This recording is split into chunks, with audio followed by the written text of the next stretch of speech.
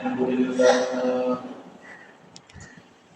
لله نحمده ونستعينه ونستغفره ونؤمن به ونتوكل عليه ونعوذ بالله من شرور أنفسنا ومن سيئات أعمالنا من يهده الله فلا مضل له ومن يضلل فلا هادي له ونشهد أن لا إله إلا الله وحده لا شريك له ونشهد أن محمدا عبده ورسوله أما بعد فأعوذ بالله من الشيطان الرجيم بسم الله الرحمن الرحيم ولا تصعد خدك للناس ولا تمش في الأرض مرحا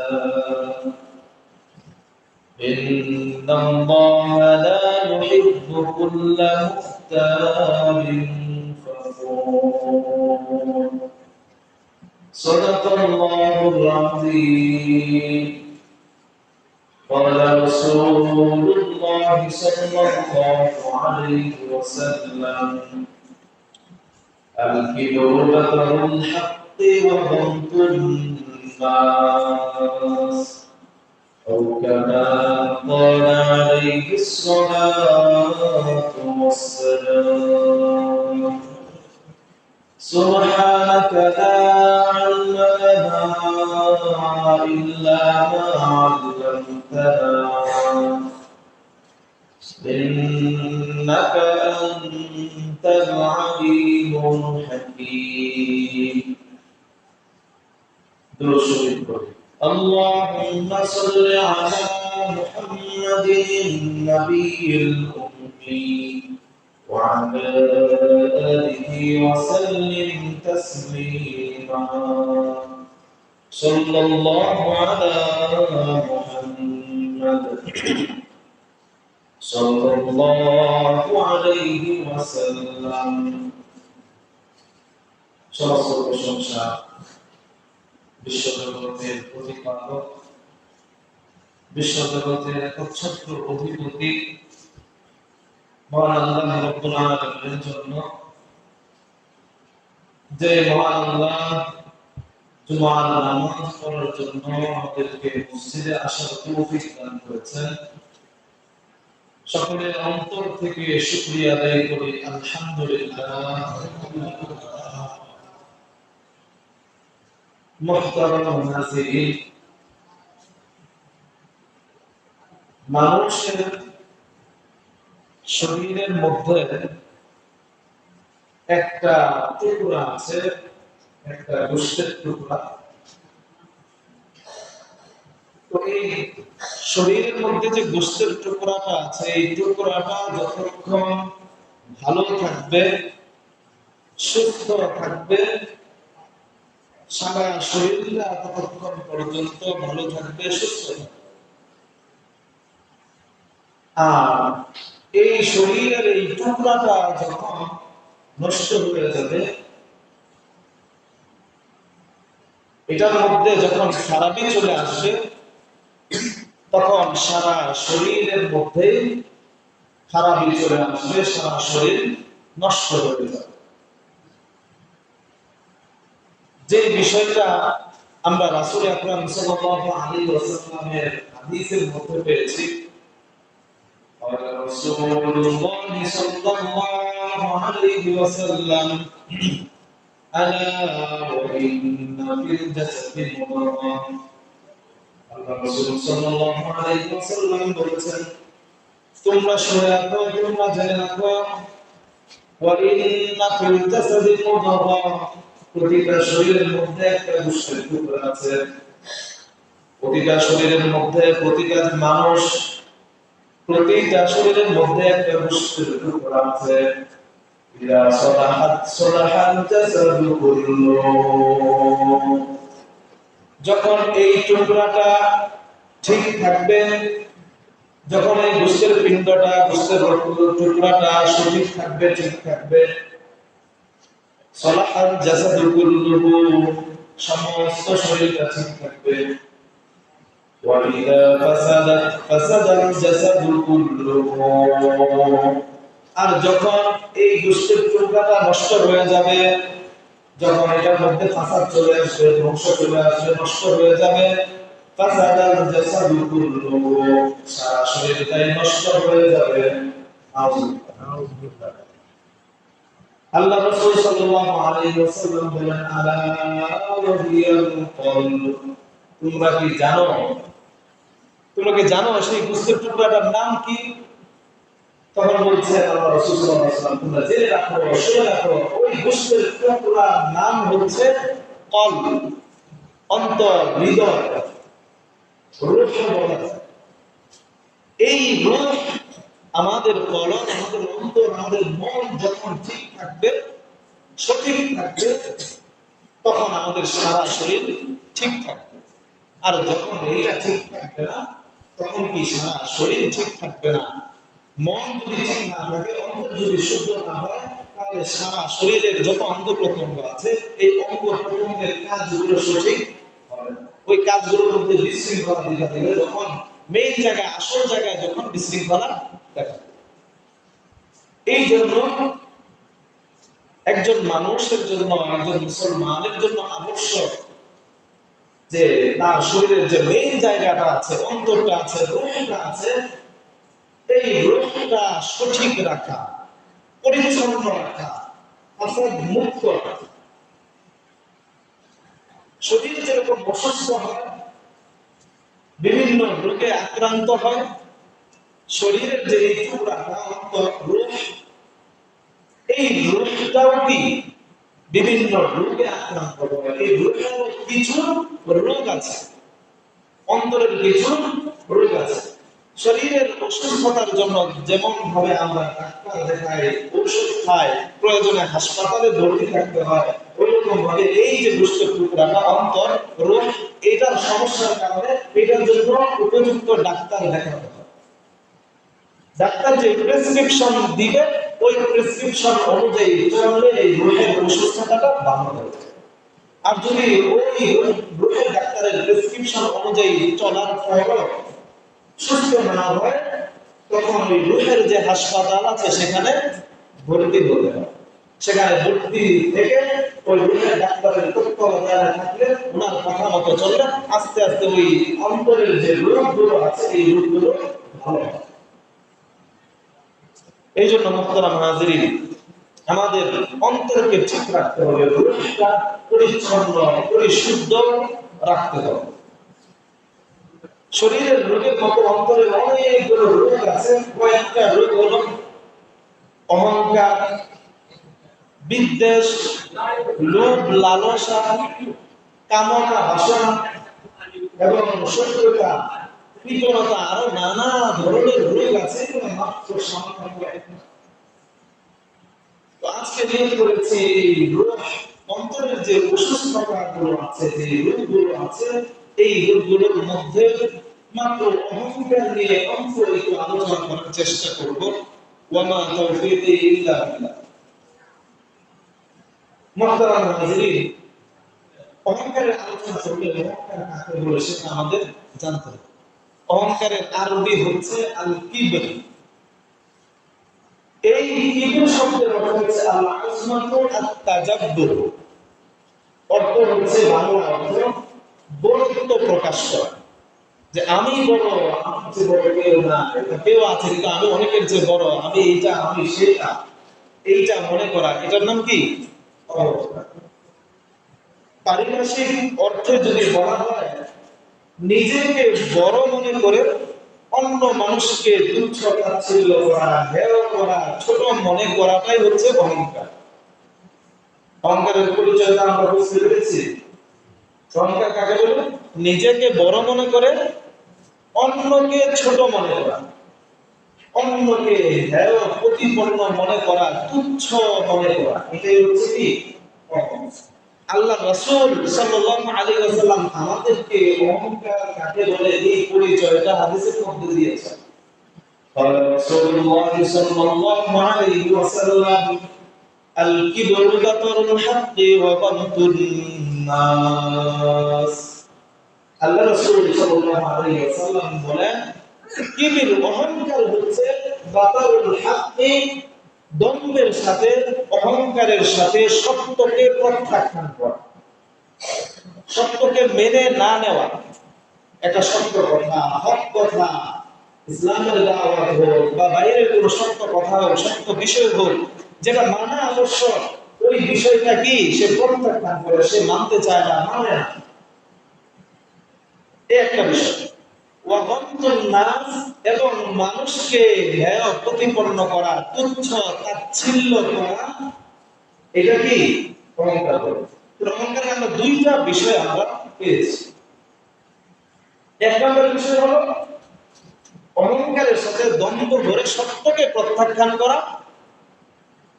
দুই নম্বর বিষয় হলো মানুষকে তুচ্ছ তাচ্ছিল্য করা, হেয় প্রতিপন্ন করা। এই দুইটা বিষয়ের নাম কি অহংকার। এখন অহংকার কেন খারাপ, অহংকার কেন করা যাবে না, কেন করা নিষেধ, কেন এটাকে খারাপ গুণ বলা হয়? কারণ অহংকার খারাপ এই জন্য যে আল্লাহ রাব্বুল আলামিন অহংকারীকে পছন্দ করেন। কি করেন না? অহংকারীকে আল্লাহ রাব্বুল আলামিন পছন্দ করেন না। আল্লাহ রাব্বুল আলামিন বলেন, ইন্নাল্লাহা লা ইউহিব্বুল মুস্তাকবিরিন। পবিত্র কোরআনে আল্লাহ ইরশাদ করেন, নিশ্চয়ই আল্লাহ তাআলা যারা অহংকার করে তাদেরকে পছন্দ করেন। অন্য আরেক আয়াতে আল্লাহ রাব্বুল আলামিন বলেন, ইন্নাল্লাহা লা ইউহিব্বু কুল্লা মুখতালিন ফাখুর। আল্লাহ রাব্বুল আলামিন প্রত্যেক দাম্ভিক অহংকারীকে আল্লাহ রাব্বুল আলামিন পছন্দ করেন। পছন্দের বিপরীত কি? ঘৃণা করা। যাকে পছন্দ করেন না তাকে ঘৃণা করেন, বা যাকে পছন্দ আল্লাহ রাব্বুল আলামিন করেন না, ওই ব্যক্তি কি হাসরের ময়দানে জান্নাতে যেতে পারবে? আখিরাতে পরকালে সে কি জান্নাতের সুবাতাস পাবে?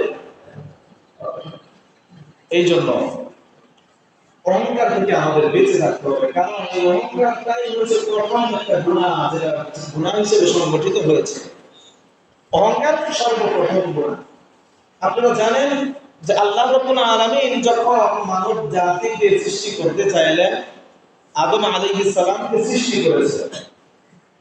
আদম আলাইহিস সালামকে সৃষ্টি করার পর ফেরেশতাদেরকে বলেছিলেন, উসজুদু লিআদম, তোমরা আদমকে সিজদা করো, সিজদা করো। ফাসাজাদু ইল্লা ইবলিস, সমস্ত ফেরেশতা কোন সিজদা করলো? ইল্লা ইবলিস, ইবলিস ব্যতীত, শয়তান ব্যতীত। শয়তান সিজদা করলো না। সকল ফেরেশতা করেছে কিন্তু সে একা করলো না। এর কারণ কি? আল্লাহ রাব্বুল আলামিন বলেন, আবা ওয়াস্তাকবারা ওয়া কানা মিনাল কাফিরিন। সে যে সিজদা করলো না, এর একটা কারণ হচ্ছে অহংকার। আবার সে সিজদা করতে অস্বীকার করলো, আমি সিজদা করব না। কেন? ওয়াস্তাকবারা, সে অহংকার করেছে। সে এখানে আল্লাহর সাথে যুক্তি টেনে এনেছে, আদম মাটির তৈরি আর আমি হচ্ছি আগুনের তৈরি। মাটির থেকে আগুনের শক্তি বেশি, সুতরাং আমি তার চেয়ে বেশি সম্মানিত, মর্যাদাপূর্ণ, আমি তাকে সিজদা করব। এই যে সে একটা যুক্তি তর্ক নিয়ে হাজির হলো, সে বড়, সে উত্তম, এটা কোথা থেকে এসেছে? এই অহংকার থেকে এসেছে। যদি অহংকার না করতো এই কথাটা সে বলতো না। অহংকারের কারণে সে মাটির আদমকে সিজদা দিতে পারে, যার কারণে আল্লাহ রাব্বুল আলামিন তাকে বেহেশত থেকে বিতাড়িত করে দিয়েছেন।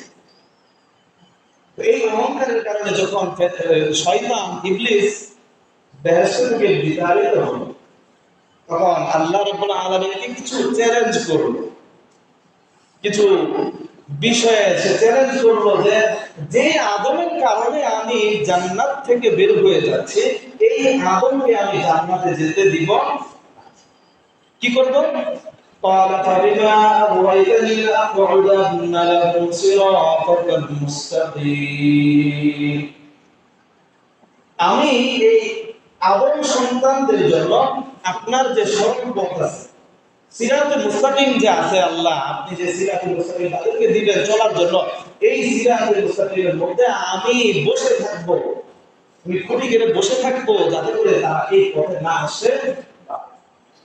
ثم لآتينهم من بين أيديهم ومن خلفهم وعن أيمانهم وعن شمائلهم। এবং আমি তাদের ডান দিক থেকে, বাম দিক থেকে, তাদের সামনে থেকে, তাদের পিছন থেকে তাদেরকে আমি ওয়াসওয়াসা দিব, তাদেরকে আমি কুমন্ত্রণা দিতে থাকব, যার কারণে আপনি তাদেরকে কৃতজ্ঞ বান্দা হিসাবে পাবেন। ওয়ালা তাজিদু আকসারহুম শাকিরিন। এবং অধিকাংশকে আপনি অকৃতজ্ঞ হিসাবে পাবেন। আপনি তাদেরকে সৃষ্টি করেছেন, আপনি তাদেরকে রিজিক দিচ্ছেন, সব কিছু আপনি দিচ্ছেন, কিন্তু আপনার শুকরিয়া তারা আদায় করবে। এই যে চ্যালেঞ্জ আল্লাহর সাথে সে করেছিল, এবং সেই কিছু শক্তি, কিছু ক্ষমতা আল্লাহ থেকে চেয়ে নিয়েছিল, ওইগুলো নিয়ে দুনিয়াতে আসলো, এবং আসার পর আদম সন্তানের উপর ওইগুলো প্রয়োগ শুরু করলো। এবং এই অহংকারের অস্ত্র দিয়ে বহু জাতি শয়তান ধ্বংস করে দিয়েছে। অহংকার তাদের অন্তরের মধ্যে ঢুকিয়ে দিয়েছে, বাস আস্তে আস্তে আস্তে আস্তে আস্তে আস্তে এমন পর্যায়ে চলে গেল যখন আল্লাহ রাব্বুল আলামিন তাদেরকে কি করে দিলেন?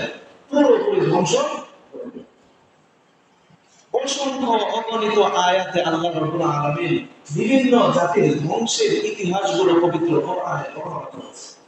অনেক নবীর জাতিদেরকে কিভাবে ধ্বংস করা হয়েছে, কি কারণে আল্লাহ রাব্বুল আলামিন তাদেরকে আযাব দিয়ে ধ্বংস করেছেন, এইগুলো বিস্তারিত বর্ণনা আছে।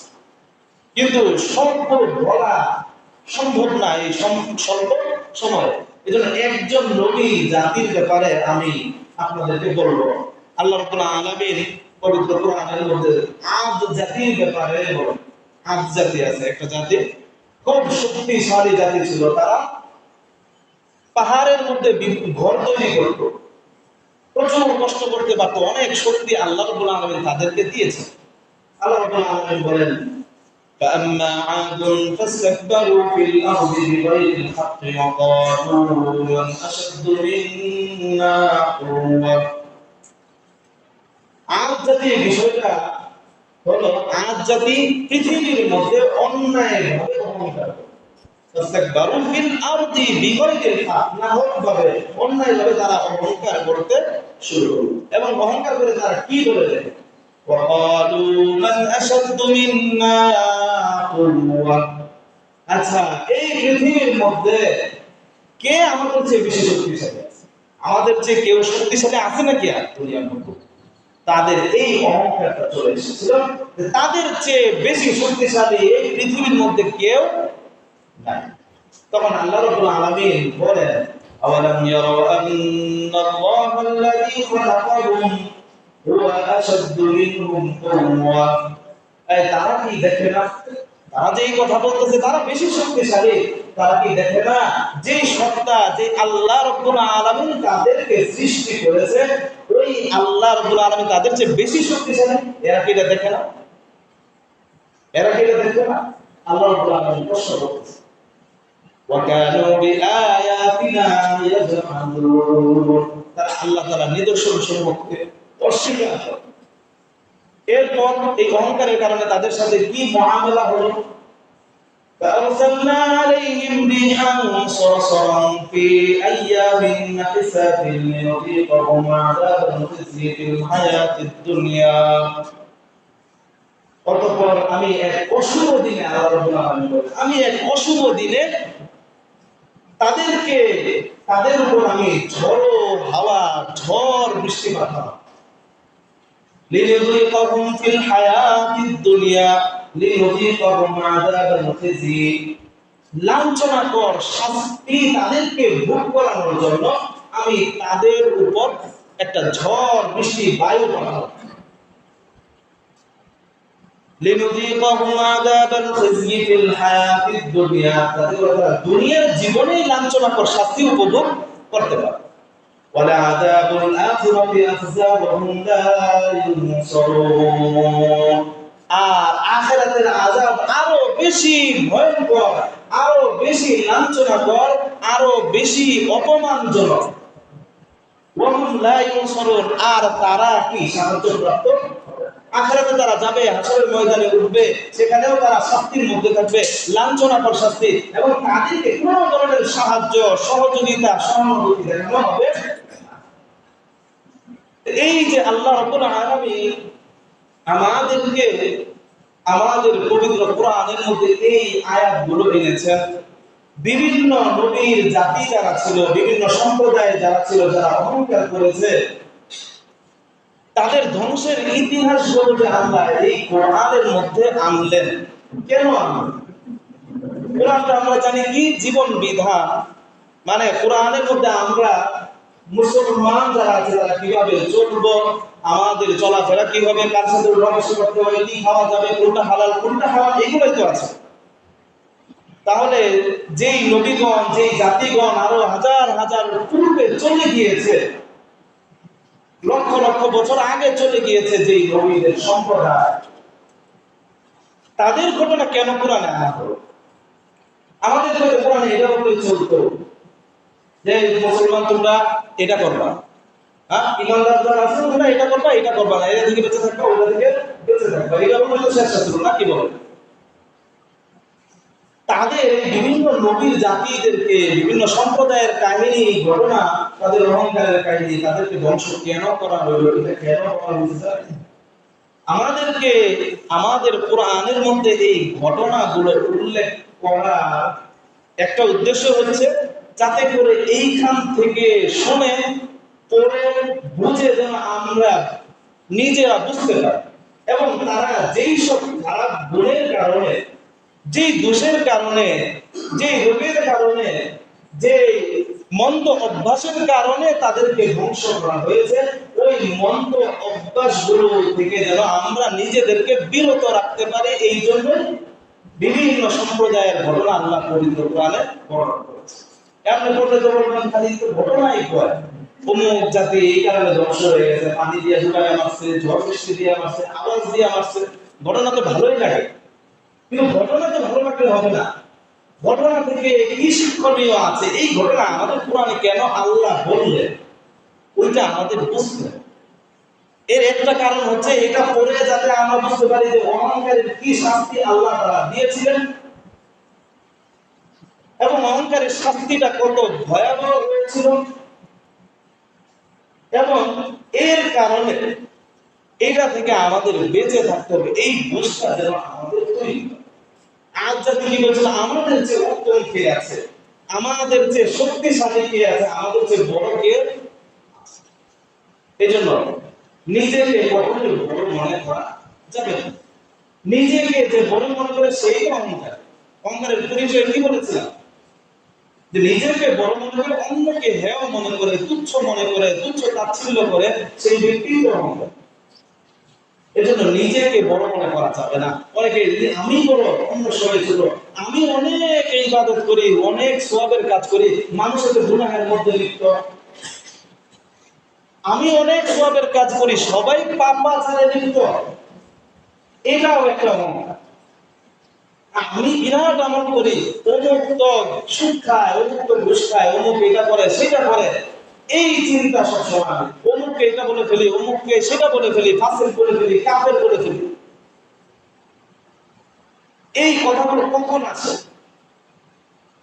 কখন আরেকজন মানুষের দোষ খোঁজা হয়, কখন আরেকজন মানুষকে ফাসিক বলা যায়, কখন একটা মানুষ বলতে পারে, যখন সে নিজেকে বড় মনে করবে, যে আমি তো বিরাট আমলদার, অমুক ওই গুনার কাজ করতেছে, অমুক ফাসিক হয়ে গেছে, অমুক ওই কাজ করছে, অমুক কাফের।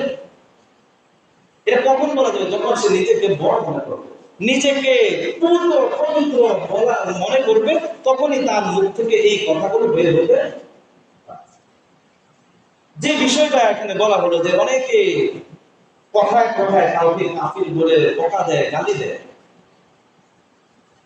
এই কাফের বলা খুব ভয়ঙ্কর শাস্তি আছে, খুব ভয়ঙ্কর পরিণতি। কাউকে বকা ছলে হোক, গালি দেওয়ার উদ্দেশ্যে হোক, যে কোনো উদ্দেশ্যে কেউ যদি কাকে কাফের বলে, সে নিজে কাফের হয়ে যাওয়ার সম্ভাবনা আছে। হয়ে যাবে এটা না, হয়ে যাওয়ার সম্ভাবনা আছে।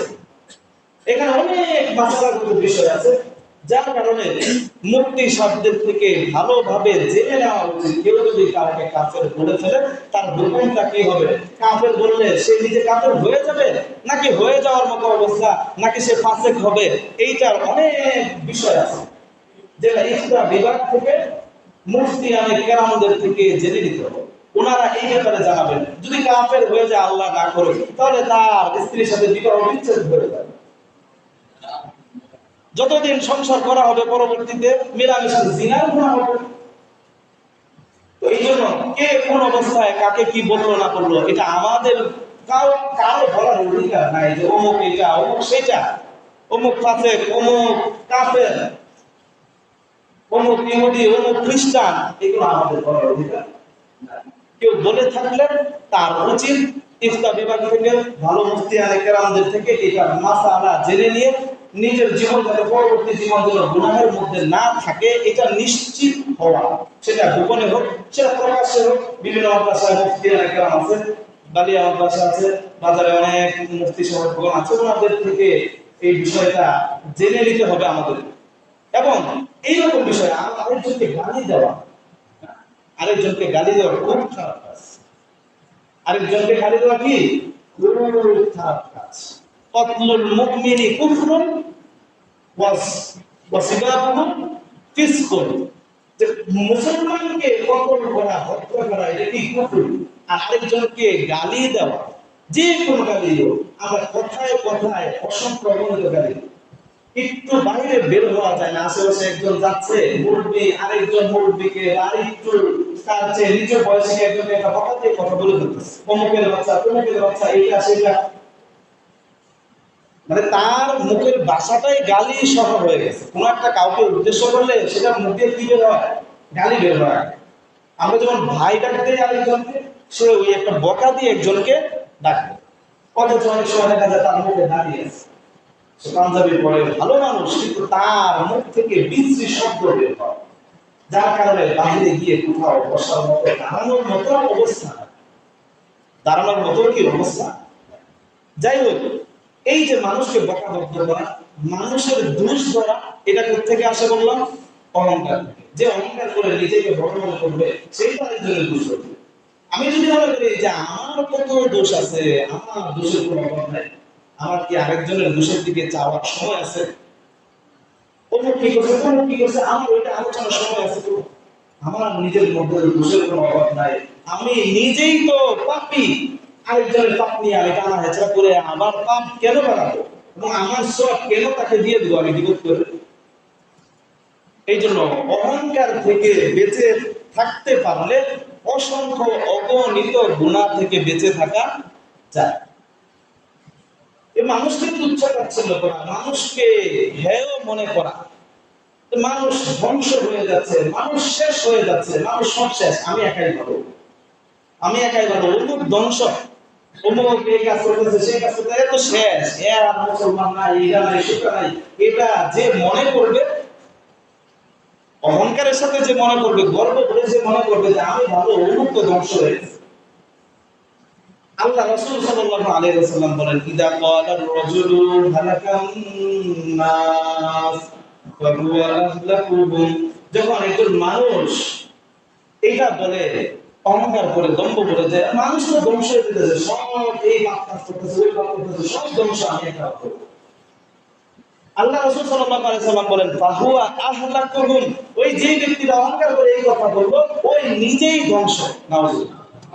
তাহলে মানুষকে বলার আগে আগে আমার দিকে তাকাতে হবে। অনেকে আবার গর্ব করে বলে, না আমি তো ভালো না, ঠিক আছে, কিন্তু অমুক এই খারাপ কাজ করে, কেমন বেশরম। আল্লাহ আমাদেরকে হেফাজত করুন। আমি নামাজ পড়ি না, আমি ভালো না, আচ্ছা ঠিক আছে, অমুক করে না কে, অমুক এটা করে কেন, অমুক সেটা করে কেন, স্বীকার করে যে আমি খারাপ। শয়তানের মারাত্মক ধোঁকা, নিজে স্বীকার করে আমি খারাপ, আবার আরেকজনের দোষ দেয়। কিছু মানুষ তো আছে নিজে স্বীকার করে না যে আমার দোষ আছে, আরেকজনের দোষ ধরে। আবার কিছু মানুষ আসলে আমি পাবো না, কিন্তু অমুক ভালো কেন না, অমুক ওই খারাপ কাজ কেন করে। ভাই, এটা হচ্ছে শয়তানের বড় একটা দোকান। শয়তান যেই কারণে জান্নাত থেকে বের হয়ে এসেছে, যে অহংকারের কারণে, এই অহংকারের দ্বারা আমাদেরকে জান্নাত থেকে দূরে রাখতে চায়। কিসের থেকে দূরে রাখতে চায়? একজন মুমিনের জীবনের টার্গেট কি? একজন মুসলমান যে ঈমান রাখে আল্লাহ রাসূলের উপর, যে যে বিষয়গুলোর উপর ঈমান আনতে হয়, এই বিষয়গুলোর উপর যে ঈমান রাখে, ওই ব্যক্তির টার্গেট কি? জান্নাত না? মুমিনের টার্গেট কি? আল্লাহ তাআলার দিদার এবং জান্নাত। তাহলে সে যদি শুধু মানুষের দোষের পিছনে পড়ে থাকে, মানুষ কি করলো না করলো ওটা নিয়ে টেনশন থাকে, ওটা নিয়ে আলোচনা করতে থাকে, সারাদিন জীবন করতে থাকে, হ্যাঁ, গুনার পর গুনাই করতে থাকে, তাহলে তার হাসর বছর কি হবে? আরেকজনের দোষ ধরে যে অহংকার করে, সেই তো দোষ ধরতে পারে আরেকজনের। নিজে আমি ভালো, আরেকজন দোষ। এই জন্য আল্লাহ রাসূল সাল্লাল্লাহু আলাইহি ওয়াসাল্লাম যে হাদিস বলা হলো, মানুষকে ধ্বংস বলার আগে আগে আমরা নিজের দিকে তাকাই। মানুষ পাপে লিপ্ত বলার আগে আমি আমার নিজের দিকে তাকাই, আমার মধ্যে কোন দোষ আছে, আমি নামাজ পড়ি না, নাকি আমি কি করতেছি, আমার যে কাজগুলো আছে এগুলো সঠিক মতো হচ্ছে কিনা, ইসলাম মতো হচ্ছে কিনা, আরেকজনের দোষ বলার আগে আগে আমার দিকে তাকাই। চোখ আল্লাহ তাআলা বলে দিয়েছে নিজের দোষটা আগে দেখার জন্য, মানুষের দোষের দিকে তাকানো চলবে না। মানুষের হিসাব আমার কাছে চাওয়া হবে না, আমার হিসাবটা আমার কাছে চাওয়া হবে। এই জন্য এই বিষয়টা ভালোভাবে লক্ষ্য রাখা। আল্লাহ রাব্বুল আলামিন পবিত্র কালামে পাকে ইরশাদ করেছেন, ওয়ালা তুসাইদ খাদ্দাকা লিন-নাস ওয়ালা তামশি ফিল আরদি মারাহা। মানুষের সাথে তুমি অহংকারের সাথে কথা বলো। অনেক মানুষ আছে ঠাড়া ধাক্কা অহংকার করে কথা বলে, মানুষের সাথে অহংকার করে কথা বলো না, তোমার গাল ফুলায় রাখো না যে আমি একটা কিছু হয়ে গেছে, এইটা তুমি কি করো না, মনে করো না। সূরা লুকমানের মধ্যে আল্লাহ রাব্বুল আলামিন বলেছেন, ওয়ালা তুসাইদ খাদ্দাকা লিন-নাস ওয়ালা তামশি ফিল আরদি মারাহা। এবং জমিনের মধ্যে তুমি যে হাঁটো, তুমি অহংকার কইরা হাঁটো, তুমি গর্ব কইরা বড় যে আমি সব, আমি বহু বড় কিছু, এইটা মনে করে তুমি জমিনের মধ্যে হাঁটো। কারণ ইন্নাল্লাহা লা ইউহিব্বু কুল্লা মুখতালিন ফাখুর। আল্লাহ তাআলা দাম্ভিককে, অহংকারীকে, হ্যাঁ, আল্লাহ রাব্বুল আলামিন পছন্দ করেন। অন্য আরেক আয়াতে সূরা আল ইসরার আয়াতের মধ্যে আল্লাহ রাব্বুল আলামিন বলেন, ওয়ালা তামশি ফিল আরদি মারাহা। জমিনের মধ্যে তুমি গর্ব কইরা নিজে বিরাট কিছু হয়ে গেছে এটা মনে করে এভাবে হাঁটো না। ইন্নাকা লান তাখরিকাল আরদা ওয়া লান তাবলুগাল জিবালা তুলা। তুমি যে গর্ব কইরা হাঁটতাছো, তোমার এই শক্তি নাই যে তুমি জমিন সিদ্ধি কইরা ফেলবে। একটা পারা মেরা জমিন ডাবায় দেবা, আধা এক হাত বিশাল একটা গান পাইবে দেবো, এত শক্তি তোমার হইয়া যায় না। কে বলছে? এ কথা কে বলছে? মানুষ বলছে? আল্লাহ বলছে। তুমি যে এত বড় বড় করে হাঁটতাছো, তোমার তো এই শক্তিটা নাই যে বাবা তুমি মানে হাঁটা বানার কথা। ওয়ালান তাবলুগাল জিবালা তুলা, এইরকম শক্তিও তোমার নাই যে তুমি উচ্চতায় পাহাড় সমান উঁচা হয়ে যাবে, বিশাল উঁচা হয়ে গেছে, তুমি বিরাট বড়, এই শক্তির তোমার নাই। এই জন্য আমাদের চলাফেরার ক্ষেত্রে যেন আমাদের অহংকার প্রকাশ না পায়, এই জন্য বিনয়ের মতো হইয়া, হ্যাঁ, নিজে ছোট মতো চলার চেষ্টা করা, যাতে আমার চলাফেরার মধ্যে অহংকার প্রকাশ না পায়। এরপরের আয়াতে আল্লাহ রাব্বুল আলামিন বলেছেন সূরা লুকমানের, ওয়াকসিদ ফি মাশিকা। আগে বলছেন অহংকার কইরা হাইটো না, তাহলে হাঁটাটা কেমন হবে? ওয়াকসিদ ফি মাশিকা, তোমার হাঁটার মধ্যে নরম হও, নরম ভাবে হাঁটো, স্বাভাবিক সাধারণ ভাবে হাঁটো, নিজেকে ছোট মনে করে হাঁটো। ওয়াকসিদ ফি মাশিকা ওয়াগদুদ মিন সাওতিকা, এবং তোমার যে আওয়াজ, তোমার যে গলার স্বর, এটাকে নিচু রাখো, এটাকে কমায় রাখো, এটাকে বেশি বাড়ায় রাখো। ওয়াকসিদ ফি মাশিকা ওয়াগদুদ মিন সাওতিক, তোমার আওয়াজটা ছোট রাখো, এবং তুমি যে পারা ফেলতেছো, তুমি যে হাঁটতেছো, হাঁটাটা যেন তোমার সাধারণ ভাবে হয়। তুমি তো কিচ্ছু না, তুমি তো একটা নাপাক পানি থেকে জন্মগ্রহণ করে এসেছো। এখন যদি আবার একদিন সারাদিন যদি বাথরুমে যাওয়া হয়, পরের দিন তোমাকে কিছুই খুঁজে পাওয়া যায় না, তোমার যে দুর্বল আর কেউ থাকে না, আমার যে তোমার মৃত্যু চলে এসেছে। তাহলে তোমার কিসের এত শক্তি, কিসের এত অহংকার দেখাতে হয়, কিসের এত দাম্ভিকতা? ওয়াগদুদ মিন সাওতিক, তোমার আওয়াজ নিচু করো, আওয়াজ উঁচু করো। তার মানে হাঁটার মাধ্যমে অহংকার প্রকাশ পেতে পারে, উঁচু আওয়াজের মাধ্যমে চিল্লানোর মাধ্যমেও কি অহংকার প্রকাশ পেতে পারে। এরপরে দেখেন আল্লাহ রাব্বুল আলামিন কি একটা উদাহরণ দিয়েছেন, ইন্না আনকারাল আসওয়াতি লাসাউতুল হামির। এই যে তোমরা আওয়াজ নিচে করো, কারণ সবচেয়ে অপ্রীতিকর সবচেয়ে অপছন্দনীয় আওয়াজ কার আওয়াজ? গাধার আওয়াজ। লাসাউতুল হামির, হামির মানে গাধা, গাধাও তো আওয়াজ করে, কিন্তু গাধার আওয়াজ কি কেউ পছন্দ করে? তুমি একজন যদি জোরে কথা বলো, তোমার মনে করো যে আমি অনেক কিছু হয়ে গেছি, তাহলে তো গাধাও তো জোরে আওয়াজ করে। আল্লাহ রাব্বুল আলামিন তো বলছেন ইন্না আনকারাল আসওয়াতি লাসাউতুল হামির, যে সবচেয়ে অপছন্দনীয় অপ্রীতিকর আওয়াজ হচ্ছে গাধার আওয়াজ। এই জন্য জোরে কথা না বলা, চিল্লায় কথা না বলা, এবং জুড়ে জুড়ে বীর দর্পে না হাঁটা। আমি নিজে ছোট হয়ে আসলে, যে নিজে ছোট হয় তাকে আল্লাহ রাব্বুল আলামিন বড় করে দেন।